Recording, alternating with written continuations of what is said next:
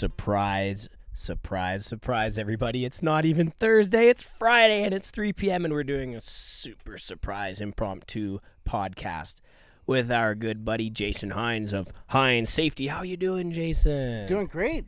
Thanks for having me. Yeah, of course, buddy. Right on. We don't normally cast on Friday, as I said, but any time spent off of the roof is greatly appreciated and very, very dearly valued by yours truly. So I can't complain. I'm glad I could help out in that case. Yeah, I'm glad you're here. I'm glad today was your only availability. Yes. Because,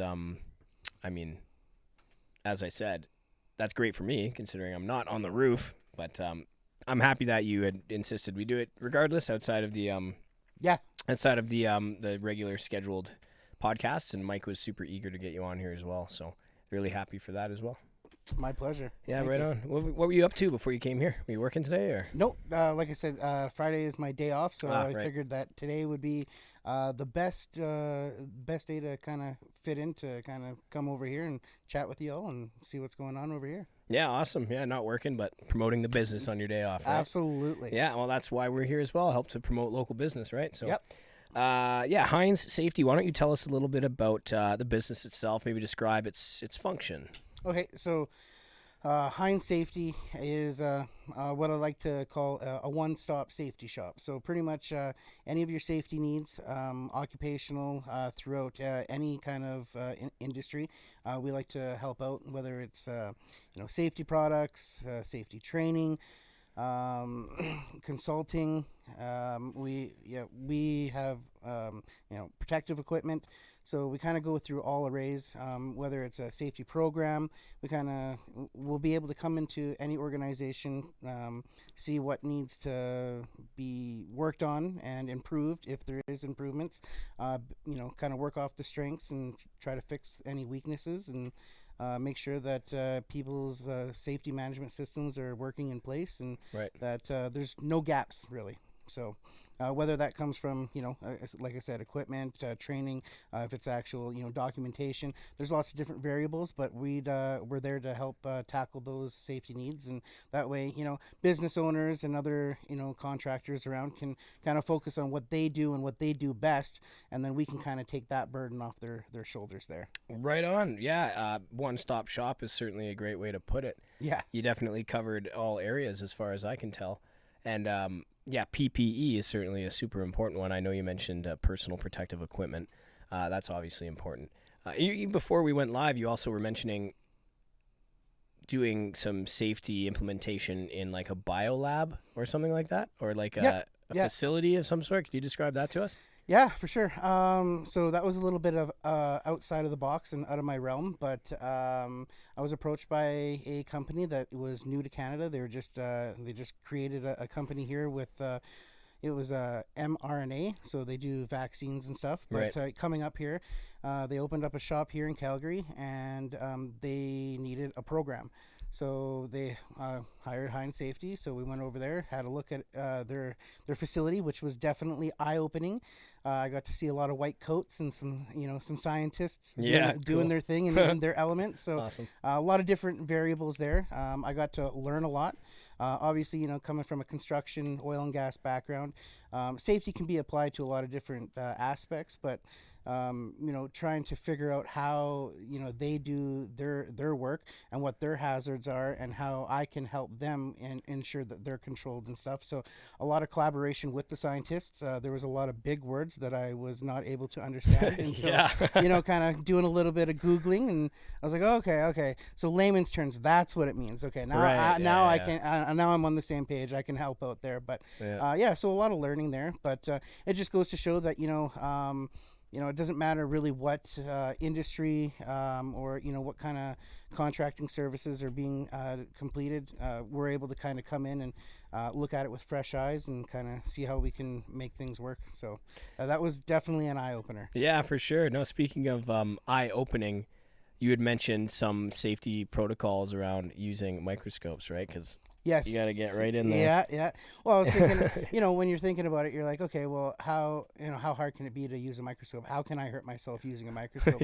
But actually, when you actually think about it, there's eye strain, there's ergonomics, right? Depending on what you're putting on the microscope, you want to make sure that you're not cutting yourself if there's any sharp objects. It's just, there was really a different way of looking at things. So you're actually breaking it down and dissecting it and saying, okay, there actually is some stuff here, right? So just putting that into place. Yeah, I love how you described that. You had to dissect it, dissecting safety in a science environment. No pun intended. yeah, exactly. So, what kind of PPE would you find typically in a science lab? Because people think of gloves, maybe in a white coat. Were there any other elements to the PPE that people are not familiar with? It was pretty typical. You got your rubber gloves, right? You got your nitrile gloves. They had their trench coats on. Trench coats, Their lab coats. Obviously, safety glasses. I was actually surprised to see the safety glasses in some aspects because it's not like they're cut and saw or anything like that. They're cut and wood. Sorry, but that was pretty much the generic stuff. There were some areas where you weren't even allowed to go in because it had to be cooled, and there was temperatures and cycles that they had to go through. So go in there, but you'd have to do certain stuff as well. But it was pretty generic on the PPE side. But definitely the procedurals and stuff like that, you can't really miss steps. So that would have been one of the big ones there. Hey, right on. Well, even scientists need personal protective equipment. That is correct. May I interject? Interjection. We very quickly had a winner. We have a winner. Yeah. Oh, wow, that went off really, really quickly. I didn't think it would go that quick. Good job, Logan Cross. Logan Cross, buddy boy, you're a winner, man. You're a winner. You might just win $500. If not, we've got some tasty gifts otherwise. PPE was the mystery word. And I mean, we didn't want to use safety. Because safety's too easy. It'd be a little too easy. I thought PPE would be a little harder, and maybe I went a little too hard using PPE right off the bat. But I only said it twice, so. the goal is to get some winners because we want to give away stuff, and that's the whole name of the game. And we want to give away the $500. We've done probably close to 13 or 14 prize draws, maybe 12, but we've yet to get a $500 winner. Oh, really? So maybe Logan Cross, maybe Buddy Boy, maybe you're the one. Quick thing for you, Logan, since you're reaching out through YouTube, we won't be able to Facebook Messenger you. So how are we gonna get a hold of him? You should text. Text the company. Text the company. Be like, yo, I'm the Logan Cross winner, the podcast winner, and we'll just set up a date. We usually do the live stream prize draw on Mondays, so it would be right this coming Monday. What? Our number is right here. Oh, our number. Oh yes, there it is, right on the screen. It's probably going to be this coming Monday at 3 p.m. We'll message you before that, but yeah, you'll tune in while we go live. You'll go through the whole ringer of trying to guess the mystery word. Trying to guess which bag the prize money's in, and blah blah blah blah blah. You can go on our Facebook and see videos with the prize draw to get the gist of it. But hey, congratulations to Logan Cross. Logan, all right, woo! buddy boy, you're the winner. Anyways, science safety. Wow, science safety, chemicals, right? Chemicals and sharp knives and microscopes and lasers. I have a laser. I can burn myself with it. It's intense. It's 4,000. I can't remember. It's 4,000 MA. I can't remember the acronym for how to rate the power of lasers. Okay. But it's 4,500 power rating. Your average red dot laser sight from Dollarama, those are 10 or 15. Oh yeah. Mine's 5,000 or 4,500. So yeah, it burns you. It's intense. Jeez, you wouldn't want to play with the dogs with that one then. Yeah, no doubt. Yeah, even reflective. Oh, Daniel! Hey, Daniel's here now. Hey. I thought he was gonna show up a little bit later. I thought the dogs were gonna lose their minds, but they didn't. They didn't. That's great. Dogs are starting. Anyways, I described. They're getting to know him. Yeah, exactly. He's been around. He's been around the block a few times with the dogs. There you Yeah, right on. Cool. Welcome to the podcast, Daniel. Thanks for being here, buddy boy. We had a mystery word winner already. Oh yeah. PPE. Yeah, it was PPE. It was a mystery word. Logan Cross came in swinging. You got it pretty quick. Knocked it out of the park. Right on. Cool beans. Well, another. Okay. Whoa. Sidetracked again. Okay. All right. It's okay. Daniel's here. Everything's cool. Brody. Breathe. We're good. Okay. Let's move into the next segment of the podcast. I'll ask you another question. How about? Let's go there. A little bit more about you. Okay. What got you interested in safety in the first place, and why did you decide to start your own business orienting yourself around safety? Okay, so I guess that's a two-part question there. So the first part, why did I get into safety? Well, I was a scaffolder by trade, and I don't know how much you know about scaffolding, but I guess out of the trades, that would be one of the rougher ones. You're lugging the equipment, you're going up top and everything like that, and I was in the trades, kind of, safety was around, but it was just very, very fresh on the scene where, you actually just started seeing safety advisors and stuff like that. And I'm going, oh, well, who are these guys? And now they're actually coming to, and now toolbox talks are a thing. And Right. so we're doing all those little things right there. So that was all new into the industry when I started. And, getting to see these safety guys, they were actually, at the beginning, I was like, well, screw these guys, right? Like, well, I don't need these guys. I know what I'm doing, right? Yep. But I seen that they genuinely were trying to help, and then one day I was working up on a scaffold, and next to us there was a pump, and there was a millwright that climbed up top, and he needed to like grease something on this pump.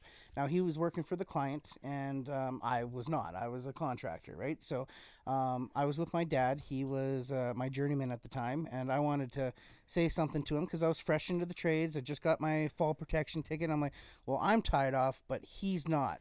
So what's going to happen here, right? Right. Okay. I told him to tie off, and he told me where to go and how to get there very, very quickly. And I watched him fall and injure himself. So, and obviously with us being on the scene, I had to actually be the one, kind of doing the scene management and calling everybody. And it just kind of put things into perspective. And obviously the stigma between, I'm sure you've heard the word rat on some job sites, right? You don't want to tattle on people, right? But you still want to do what's best for that person. So I looked at that and I was like, okay, well, I'm looking at a little bit of a career change. So I started actually saving money for a large company. It was a continual improvement coordinator.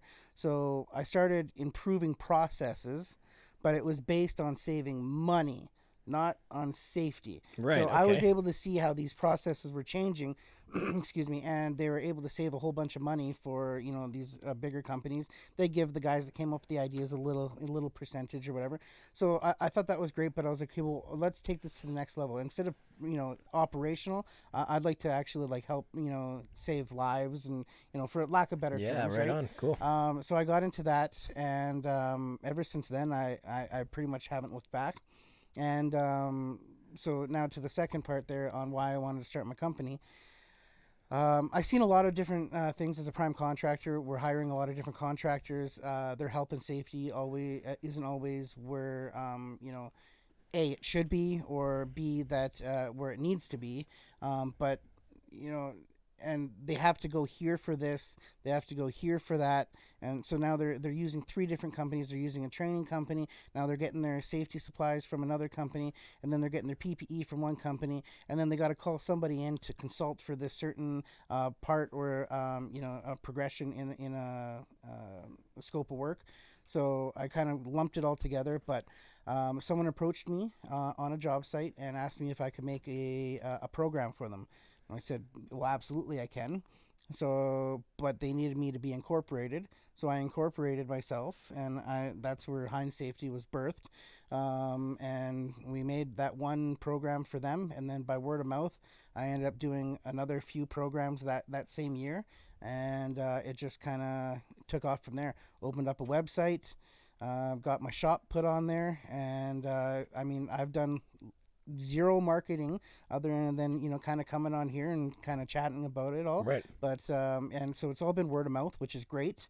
And I'm glad that I took that venture, and here we are today. Hey, right on, Jayson. That's cool. That's actually a pretty cool origin story, right? Just I guess seeing improvements that could be made on the job site, seeing somebody hurt themselves, but understanding how you could apply this other profession or this other understanding that you had, I guess, about continual improvement, or I can't remember the phrase you used, Yeah, but continual improvement. Yeah. yeah, how to apply that to safety and actually use the tools you had already in a new career direction, I guess, right? Which is actually inspiring for sure, because you go with what you know and utilize what you have and make something new out of it, which is what you did, right? So Yeah, and I mean, like, saving a big organization just even more money, I don't get a whole lot of satisfaction out of that. Right? But making sure that someone that I've been working close with for the last year and a half, and that I built a relationship with, knowing that I'm helping them get home to their family, that means something, right? So a little bit more than saving a big company even more money. yeah, of course, a multi-billion-dollar corporation Exactly. trying They to don't. penny Yeah, pinching and whatnot. I mean, that's it. you might. Well, I don't think that you'd catch flack for being the guy who's helping them to save some money, but it's a job, and everybody needs a job. Some people don't like TFSA workers, and some people don't like. No, There's I all know. those trades out But there. there's a reason for it, though. Yeah, of course. Yeah, of course there is. Yeah.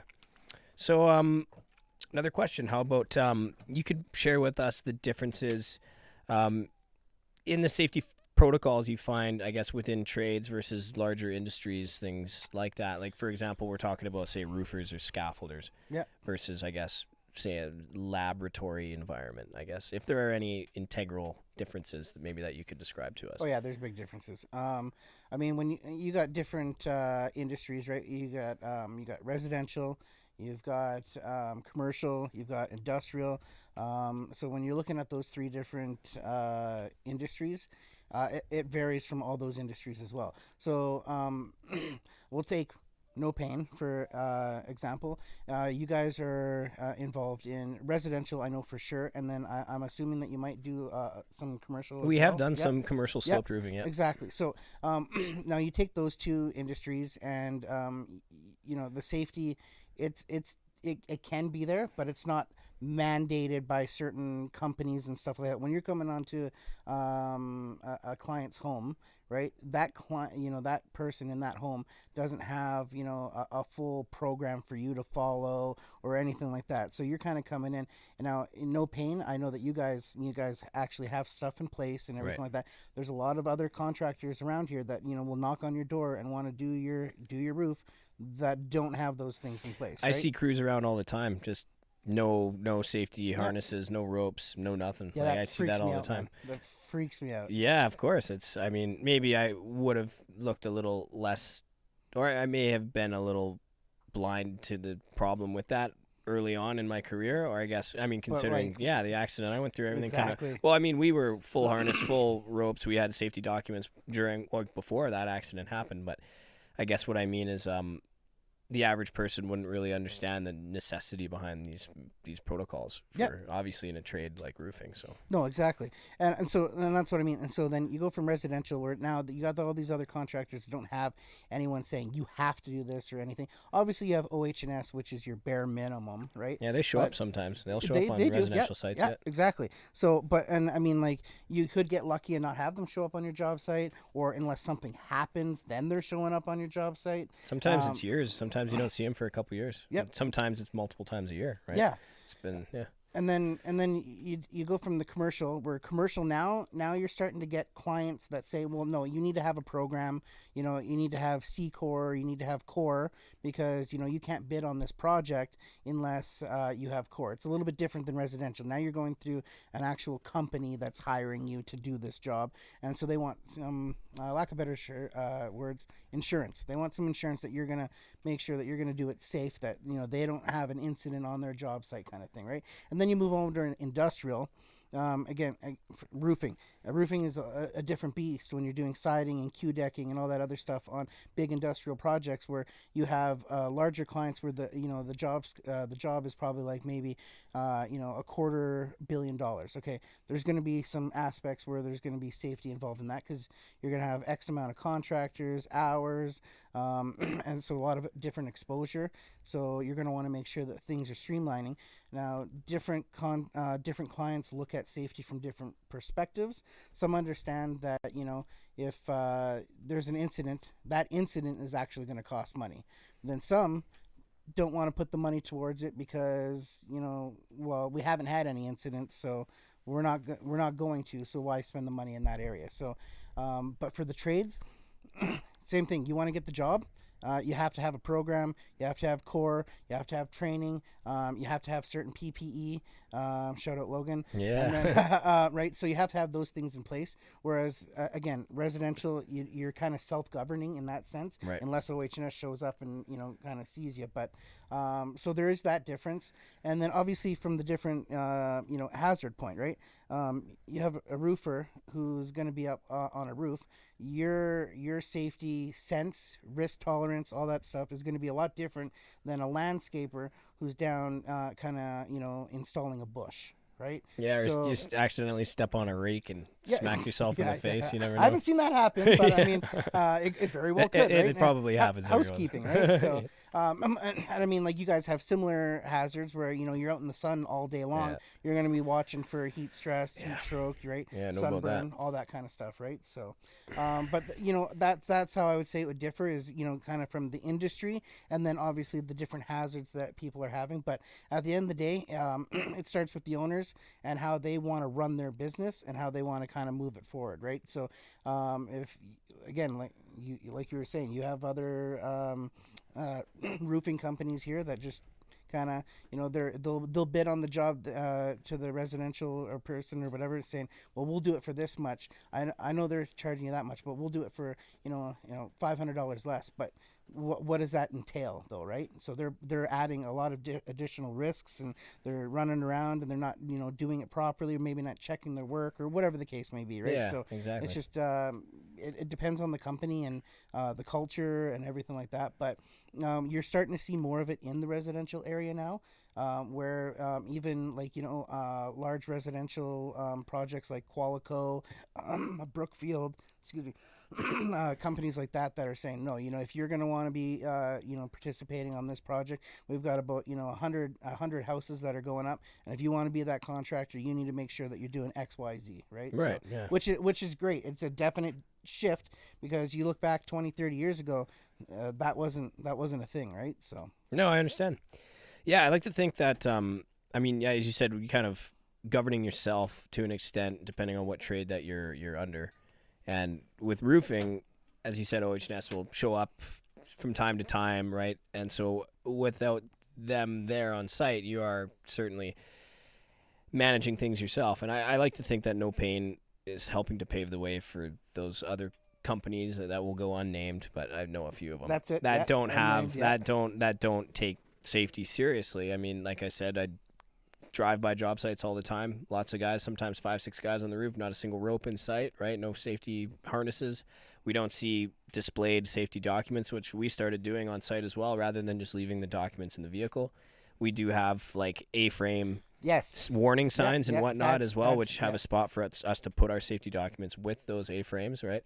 Things like that, trying to go, I mean, the extra mile for the client as well, not for just ourselves, but the client as well, would be happy to see these safety protocols being put in place, and not to mention the fact that it's advertised as well right in front of their home, because as you said, some contractors, we'll do it for 500 less, 2,000 less, right? We have underbidders all the time. Oh yeah. But that's the crew you'll get up there that have no safety measures in place. I do actual post re-roof inspections all the time for other companies, because some clients are skeptical, and I'll go inspect, say 2 weeks or a month after this other crew did the work, and I find gutters full of nails, full of even full coiled nails in the gutters, total improper installation techniques, and it's crazy. And to think that company most likely didn't give two craps about Yeah. safety in the first place. So Yeah. I mean, yeah, it's Well, a total different That's game. that culture, right? So Yeah. if one guy is just letting the nails stay there and nobody else goes and picks those nails up or says anything, then I mean,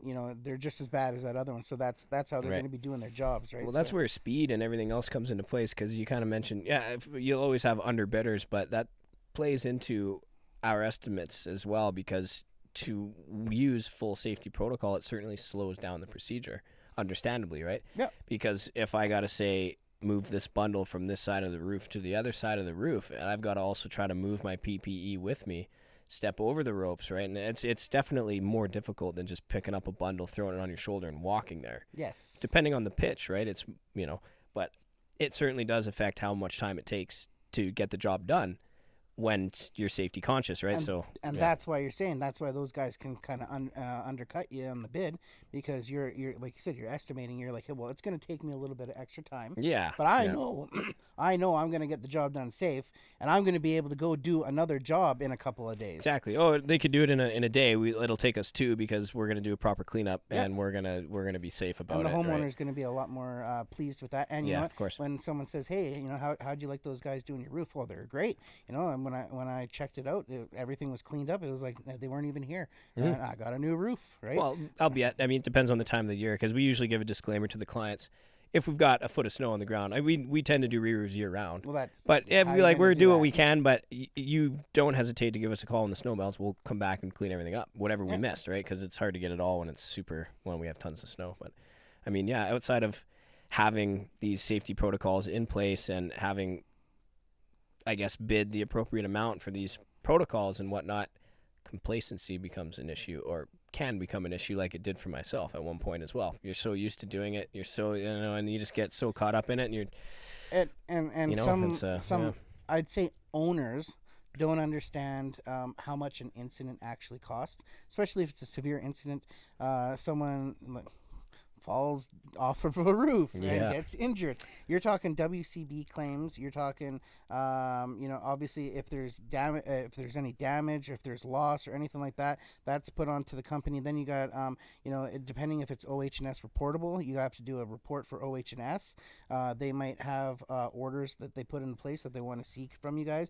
That'll take time, resources, effort, your money, right? So, it's easy to say, well, we don't need to put all this money in place right now because nothing's happened yet. But it's not yet. You've been lucky so far, which is good for you guys. But if you don't have those things in place and you're skipping those corners, it's something will catch up. Right? It's only a matter of time. It's only a matter of time. And so you're putting that money up front to save from not only the money that might be caused from an incident, but you're also showing your clients and your workers, your employees, that you actually care about them. You're like, hey, you know what? I'm not only doing this for me and the company, but I'm doing this for you guys as well. I want you to feel safe and comfortable about doing the work that we're asking you to do. Right. So. Yeah. Well, there's a few other. I guess there's another element that can play into safety. Maybe it's a stretch, but how people are paid can also play a part. Like, for example, in the roofing industry, there's hourly wage versus, say, like a bundle rate, right? So like you get paid per bundle, or how much material you can actually install, right? And so with people pressured to install as much material as they can in a single day, safety would become, I hate that, because it reminds me when you were talking about insulating, that's what we got paid per square foot. So back when I was like 16, I was insulating residential, and there's a line of houses, right? So the quicker we got done this house and we're able to get to the next, that's how we were getting more money, right? And the longer it took us, the less money we made, right? So, and I mean, looking back when I was 16 working that, I will be honest, and it wasn't the safest. If I could take myself now and go back then, I'd be shaking my head, going, "What are exactly Smack. right?" But you don't think of that, right? Because that was the culture and that was how things were done. Well, right? I would do the same thing. The same thing. I'd go up there onto that roof and probably kick myself right in the kick yourself off the roof. Kick you. You're not wearing your rope. Let me teach you a learn. lesson right now. You'll learn. Yeah, right on. Well, I guess so. I guess the kind of demands that you have on the job site can certainly play into that. But that's why, sorry, there is a question I know that we've had. Carly's getting ready to ask it. Last point, promise. Quality over quantity, something that Mike Payne has always, screamed from rooftops, right? Made very abundantly clear to everybody what this company is about. And quality over quantity has to be first and foremost. How many repairs do you get called into for another contractor? Yeah, lots, right? Like being a head inspector, it's all I do post re-roofs for other companies, like I said, and I find a lot of crap all the time, and they don't care. They don't care. Anyways, I'm sorry, dear. What do we got? How often do you work with roofing companies? Oh, that's a good one.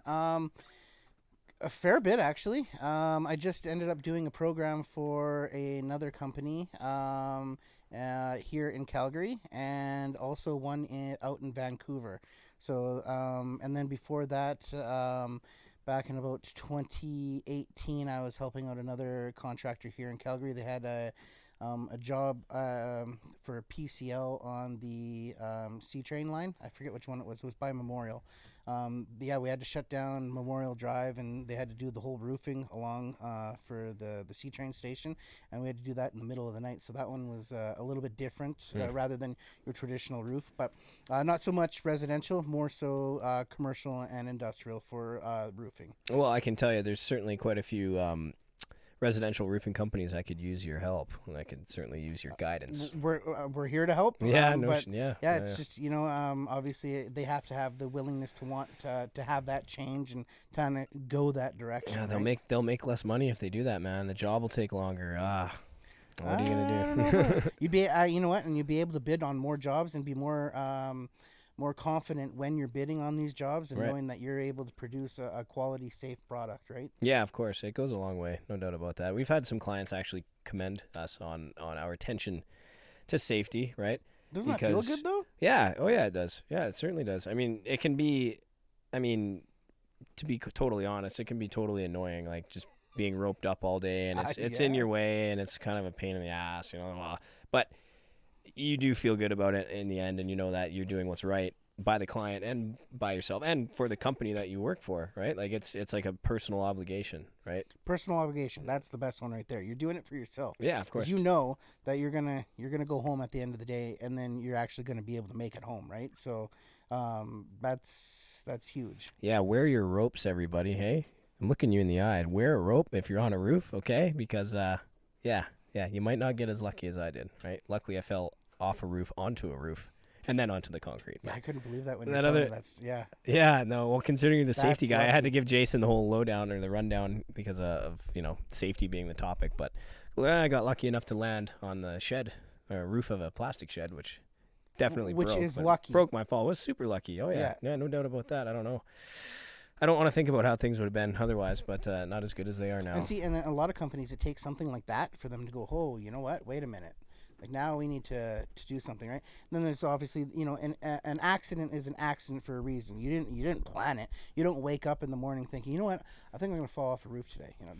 That's what I'm going to do today. Yeah, right? of course. Things transpire, and then something happens, right? So it can go as easy as you're going from one point to another point, and you hit a patch of ice before you clip off to the other point, and you're going down, right? So having the programs and everything in place is one thing, but it's also making sure that you're kind of following it, and not every procedure is going to be right. I'll say that right now. Any document is going to be a live document, and it's not an all-in-one encompassing document. It's not black and white. There's some people that say, well, safety is black and white. It's not black and white. There are gray areas, and that's where I get a lot of the phone calls. I'll get phone calls all the time, and from just random people that I've met throughout the industry. They'll call me up, and they'll just ask me a random question, and I'm like, whew. That's a good one. They're like, yeah, because no one, it's kind of a gray area. That's why nobody wants to give the answer, right? So there are gray areas. So I just wanted to clarify that. Well, just like with residential roofing, we have to, devise and sign off on every. Well, in other words, we have fresh documents for every new project because roof slope could be different. There could be different elements, different safety hazards on every job site, right? Yeah. So it's as you said, a live document. It's certainly a good way to put it. Yeah, for sure. And I was just thinking back too, because you you said an accident like that can really help to evolve safety protocol and things like that. And that reminded me of the phrase you used earlier about like continual development. I guess if that's the phrase or what it was, but we had safety protocol in place. Like I had my harness on. We had all of our ropes up there. Our safety documents were signed and displayed and blah, blah, blah. And obviously something still happened, right? But since that accident certainly helped to motivate everybody to pay a little bit more attention, to, their footing for one, but also safety as a whole. So the continual development for sure in terms of safety. I'm sure when like for your instance, when you went down, the guys who were on the roof with you, that probably shook them.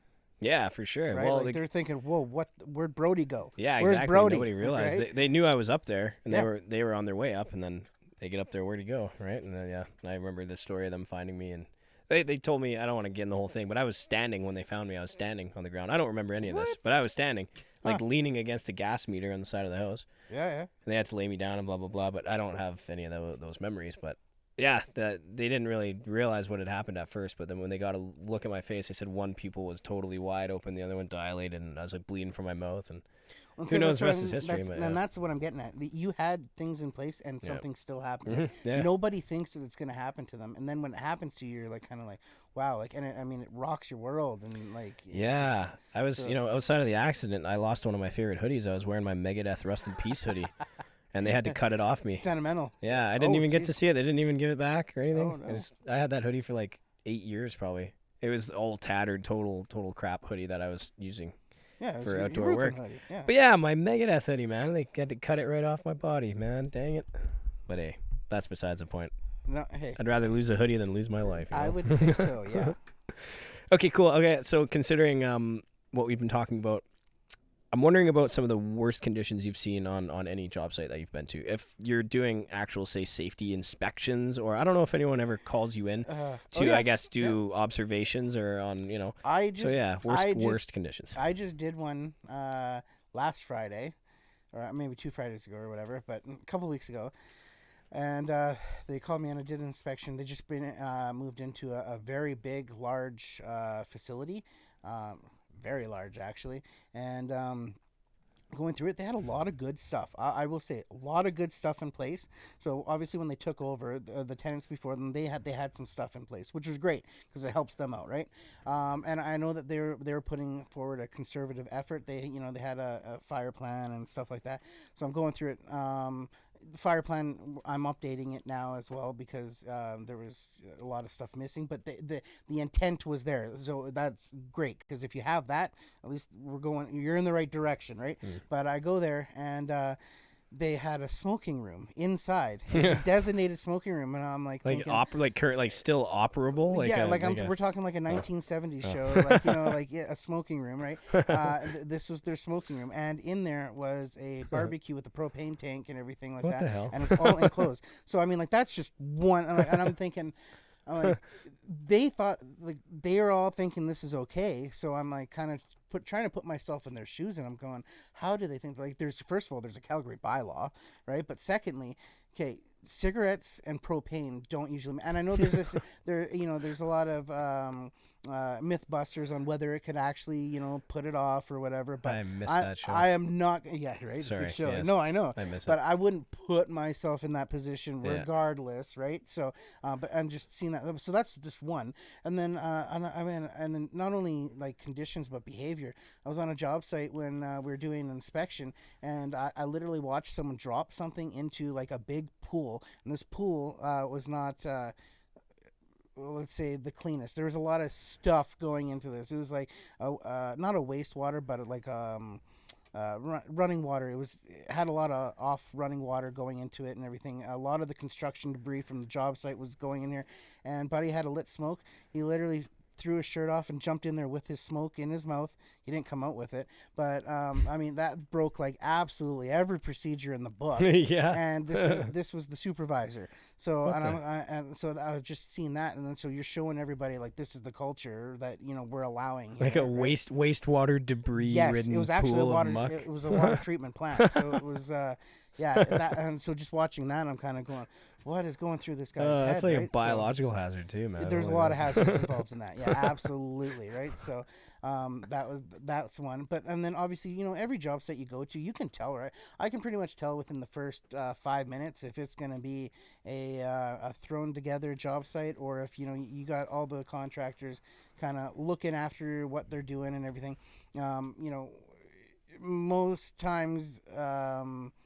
They'll do sweeps and stuff like that throughout the day or the week or whatever, right? But I find that the larger job sites are usually obviously the more harder to kind of contain and everything. You have a lot of different contractors, and like we were saying earlier, a lot of them have different standards, right? So you're going to have the contractor that's going to leave all the nails and stuff like that. And then you got other contractors that are coming around and they kind of mumble a few select words, and then they end up cleaning up after that contractor, right? But Yeah, I mean, man, I've seen so much different stuff. Yeah, I could imagine. Yeah. Well, the stories you've given so far have been entertaining.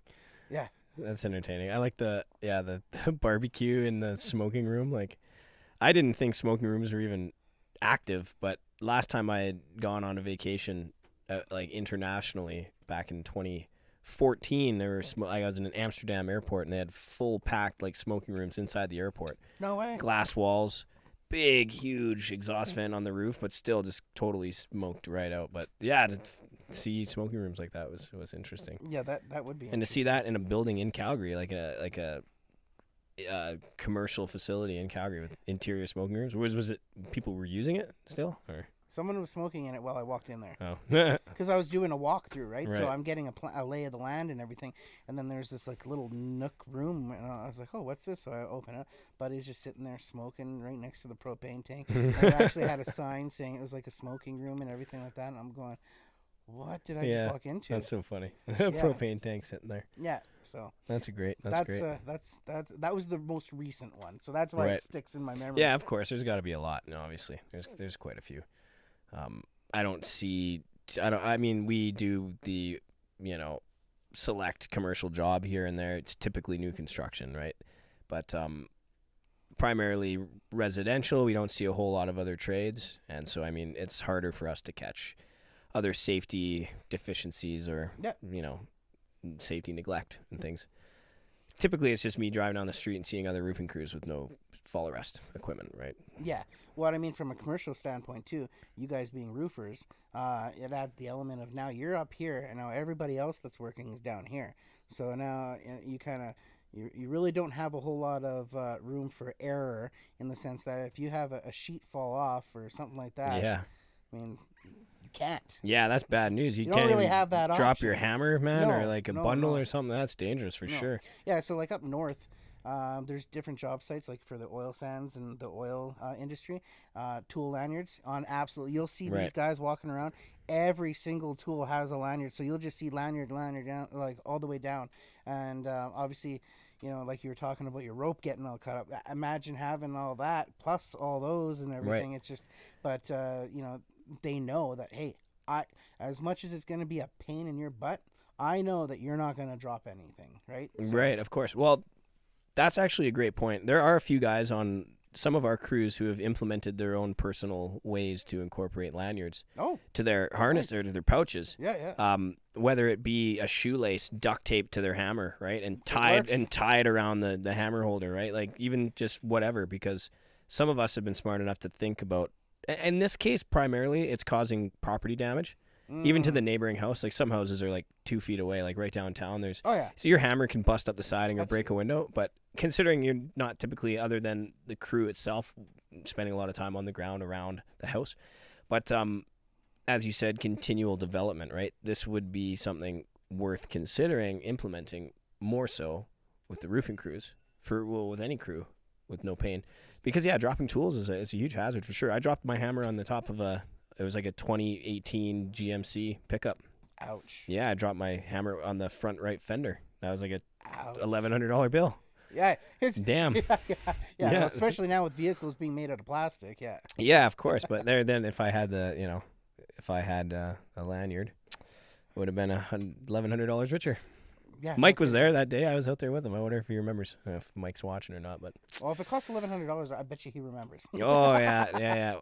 Well, I had to pay for it, luckily, Yeah, not no, the fair company. enough. But Mike will Yeah. remember because I walked over to him. It's like, let me tell you what just happened. Yeah. Yeah. Well, Red, this has actually been a really amusing and informative conversation. No doubt about it. It's been good. Yeah.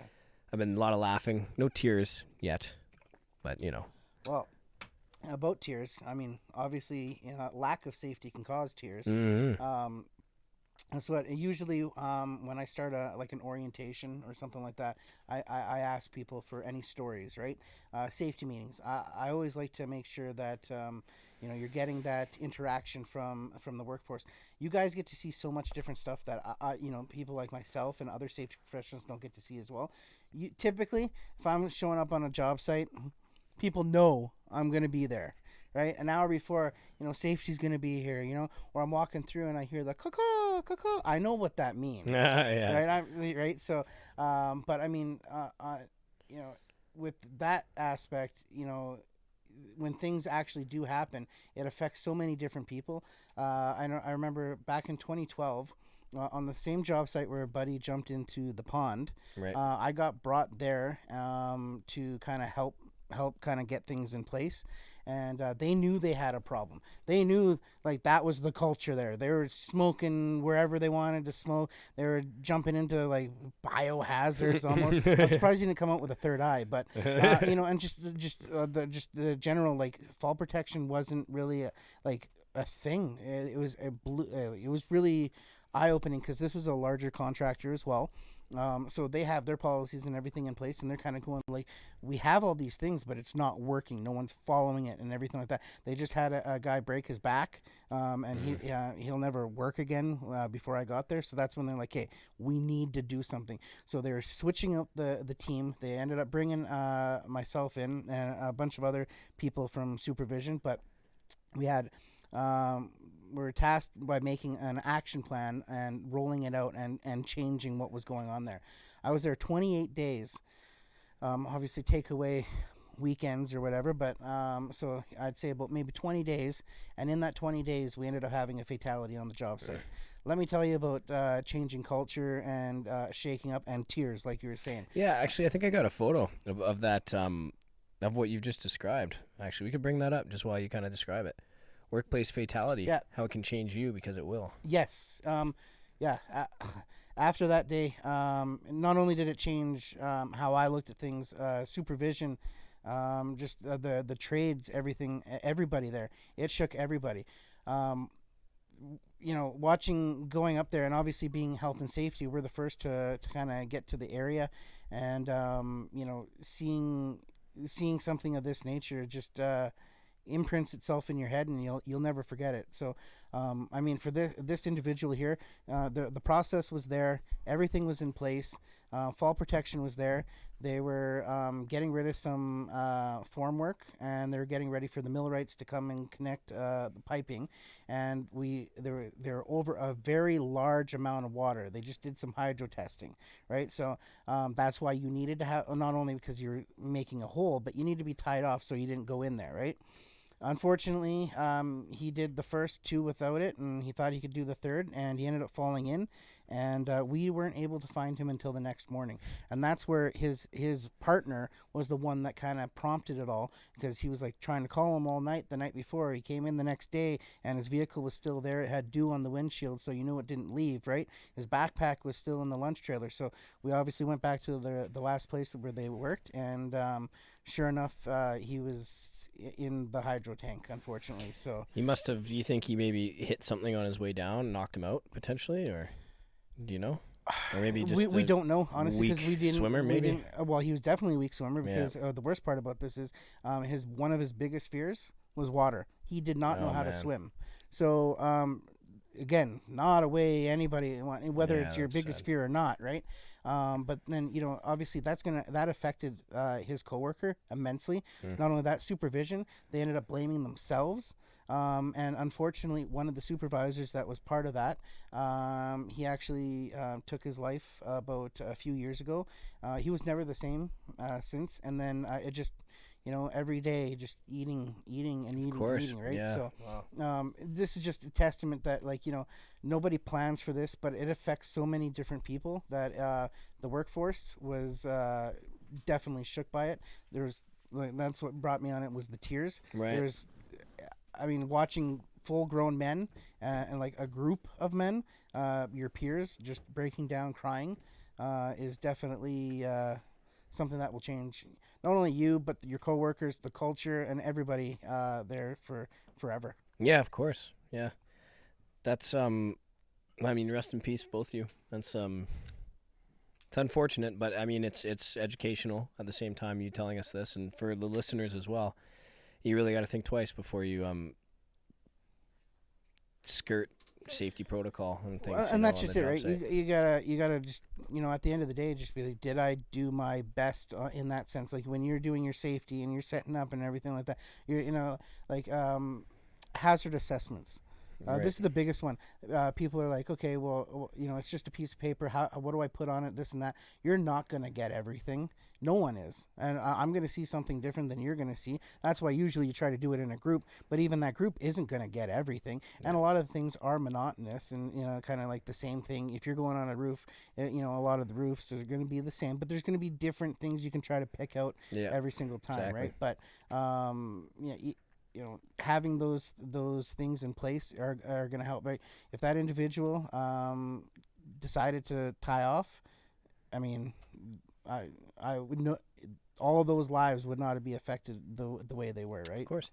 You can have these big contractors, implementing every safety protocol under the sun, but it comes down to the individual to implement it for themselves, right? And not everybody's look at smart enough. There's an oil sands company. I definitely don't want to name the name. Yeah. But they've actually had almost, I think it's 9 fatalities since 2014. So or even more than that. They're looking at a ratio of 1.5 fatalities every 2 years, or three fatalities. Sorry. So that means every year 1.5 people are passing away on their job sites, right? So like knowing that statistic, it's like, well, which person is that going to be this year? Right? Yeah, and you're looking around at your coworkers and you're going, so who's it going to be this year? Right? That's kind of earth shattering in that sense, right? Yeah, they got to start bringing up those statistics throughout the safety meetings and whatnot, and try to get people to really clue in. Yeah, I would most definitely agree. Yeah, well, the world needs more people like you, man. I'll tell you that, because do my part, and people get a little nervous or get a little annoyed when you show up to site, but you are there for their safety. That's it. Yeah, exactly. You're there for them, and without people like you, people would be complacent. People would second guess their confidence, I guess, or second guess their own livelihoods even. Maybe second guess isn't the right word, but what I mean is you certainly get people thinking, right? And thinking twice is extremely important when you're in any hazardous environment, so.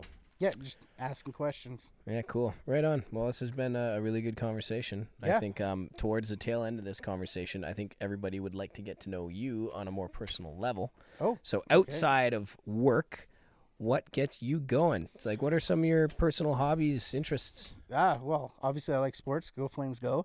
All right, cool. Not such a good season last year there with, but I have a wife and 3 kids, so they definitely keep me very, very busy. Right. They're just getting to the ages now where they're wanting to do absolutely everything, and so that's where a lot of my joy comes these days. Right. Obviously, I've taken that path of parenthood, so. That's really what my life is revolving around is the kids, keeping them happy and, making sure that we're building memories at this point now. So, but other than that, obviously, hanging out with, my friends and stuff like that. Still, interactive. I like pool and stuff like that. But, yeah, definitely the family life is kind of what I've been doing the last about 9 years now. So, not a whole lot on that aspect, and again, obviously with having a company, it does take a lot of time, unfortunately, so trying to find that work-life balance, right? So time management becomes incredibly important. Huge. Yeah. And the wife is a big advocate on it and reminding me that, hey, you don't need to lock yourself in a basement for 16 hours. You can pop out and say hi. We can go for a walk. We can do other things, that'll still be there, but obviously, deadlines, right? So no, I understand. Well, right on. As long as what you're doing is, right for you and bringing you joy. You seemed, like I said, as soon as you showed up, you were definitely outwardly joyous. Oh yeah. Or you seemed like a happy dude. You were happy to be here. It was cool. Shaking your hand was good, and you were just kind of shooting the shit. Excuse my French. When you got here in the podcast room in a good way, and it's been really good. Actually, I appreciate you guys having me. I really do. So, thank you very much. Yeah, of course. Yeah, it's been good having you. Right on. Jayson, cool. Well, then I guess signing off might be the next thing. So I guess what we'll do is apologize to the boss for my use of profane language. I'm sorry, but sometimes it's necessary. No, I'm just kidding.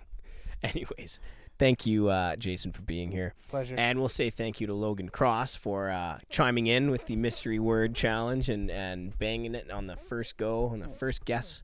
Fantastic. PPE is important. Obviously, we had a feeling that might be a good word to use. In this case, it was, because sometimes we don't have any winners, and we want winners. We want people we want to give away this cash, We want to give away our Bluetooth speakers. We want to give away our battery banks and our whiskey glasses and our picnic backpacks and our barbecue accessory kits. And there is another thing, but I can't give it away to people. They're actually for our guests, which I'm still haven't told you what it is, but it's in that box right next to you. Mystery's surprise. there. You'll use it. I think you'll probably use it pretty often.